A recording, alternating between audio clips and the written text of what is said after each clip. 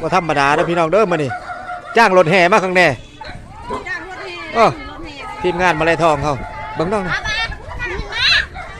รถแห่เป็นจังคือมิดแรดเบิร์ดโอ้กระชมวนกำลังมือชมวนขนาดเลย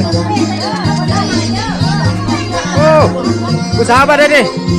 จักสาวขึ้นไหมสาวขึ้นใหม่โอ้ยมวนขนาด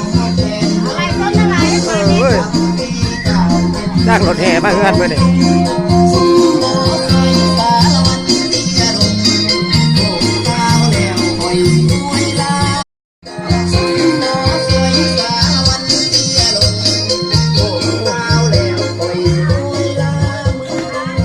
พวกขับรถเพื่อนนี่ฮะตาเต้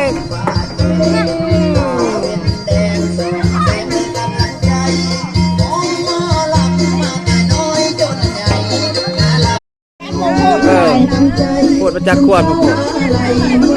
โอ้ยอีกแล้วอีกแล้วเป็นตะบุษาบักสง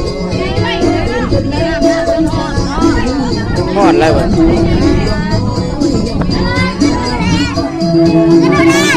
ฮะ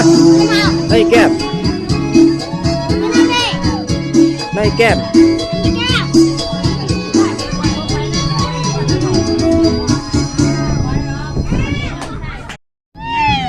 ไม่จะแซ่บเนาะผม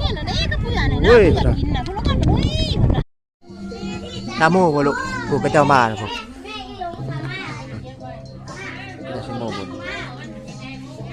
ทีมงานครับผม